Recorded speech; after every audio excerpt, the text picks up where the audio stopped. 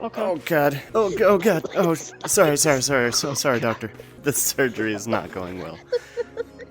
How do you get Okay. that? No, I think we just killed him. I think we're supposed to give him soup. Happy New Year, everybody. For my first video of the year, I wanted to revisit a game that's very near and dear to my heart. I'm gonna just start off by saying that I don't think I've ever fanboyed harder for any unreleased game than I did with Zenith: The Last City. I heard about this game when it was still on Kickstarter, and I pre-ordered it months ahead of time. Also, and this is real, I requested the release day off of work. Needless to say, as a shameless anime nerd, a Sword Art Online style MMO in VR is just something that I needed to have in my life. And I put in about 40 hours at launch, but the original game had some serious shortcomings which caused the player population, an MMO's defining feature, to fall off, myself included. But I never gave up hope, and I'm happy to say that our patience has definitely paid off because Ramen VR, the studio behind Zenith, has been in the background steadily pumping out game-changing patches one after another, and now just a year later, this game is unrecognizable. So whether you're thinking about diving in for the first time, or maybe you played at launch and then gave it up, I highly recommend spending some time in Zenith to see how much has changed. Zenith is celebrating its first birthday this month, and if you saw my last video, I'm sorry, yes, I'm saying happy birthday to another video game, but come on, I can't deny a good birthday shout out. I'm just gonna become the VR game birthday guy. Oh my god, I'm like the Chili's waiter of VR YouTube. First of all, I want to urge you guys, if you're gonna hop back in after a while like me, start a new character. Your level 40 will still be there, I promise, but they have completely redone the entire beginning of the game, and it is awesome.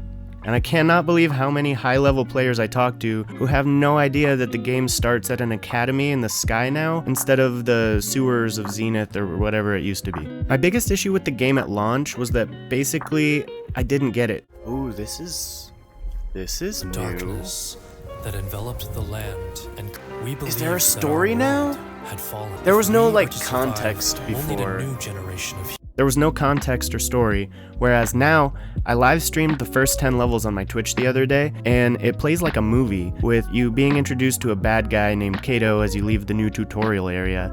As you explore the first two areas, you start to unravel a conspiracy. Then when you do your first level 9 dungeon, Kato is the final boss. It's sick. I could not be more impressed with the work that Ramen VR has put into writing a cohesive plot with twists and turns and even We needed to get those betrayal. Also, hey, if you like this kind of content, please drop a like and consider subscribing. I just recently started creating VR videos for shits and giggles, but every single time I see a new subscriber, I feel like I just made a new friend. It feels like I'm slowly building a group of internet friends, and well, that feels really nice. I also live stream on Twitch 3 times a week, which is a great time to catch me if you ever want to hang. Have I mentioned there are Pokemon now? Yeah. You can now throw remote detonated Pokeball grenade things and catch caterpillars and various other bugs and creatures which can be eventually summoned to grant support buffs. They also made the spells and attacks bigger and flashier, which was a much needed improvement as the spells were pretty lacking before. They successfully hosted their very first seasonal event over the holidays, which was a sight to behold in VR, although it almost gave my 7-year-old GPU an aneurysm. Oh my god, this is a clusterfuck. This game is just fun, and the community is healthy and alive and full of kind and hilarious people. Oh my gosh, do not go in that cave, bro. What's up with that naked guy? You'll never catch me! Like, I don't like clothes. I had to trim so much footage of me just standing around and talking with random groups of people about... And he's got 3 vans. He's got Tool, Perfect Circle, and Pussifer. What's going on with you, Firebird? Alright, never mind, I was concerned for your safety. Oh god. Dude, that's how you end up in the back rooms, bro. You gotta be careful, man. It's really fun joking around, messing with AFK corpses, offering to help people run dungeons, and so on. It's hands down one of the least toxic communities I've ever come across in VR. And even solo players never have to play alone, because there are people all over the place doing the same things as you, so it's inevitable that you'll end up joining forces, and who knows, you might even make a friend.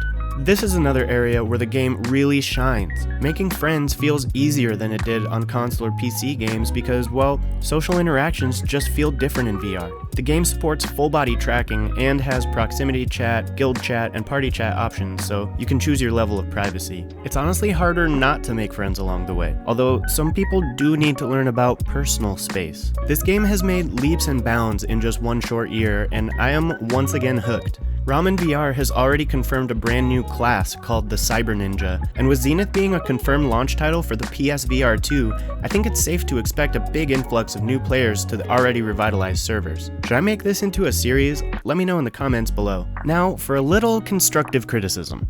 I would love to see some more NPC animation. The world just seems pretty boring and static, with the only NPCs being relatively lifeless quest givers. Adding some more animation and movement would really help with bringing the whole world to life. Also, oh my god, the character creation is still seriously lacking in diversity, with only 7 face styles and 7 hairstyles. In a social VR game where you become your character, that just seems kinda unacceptable to me.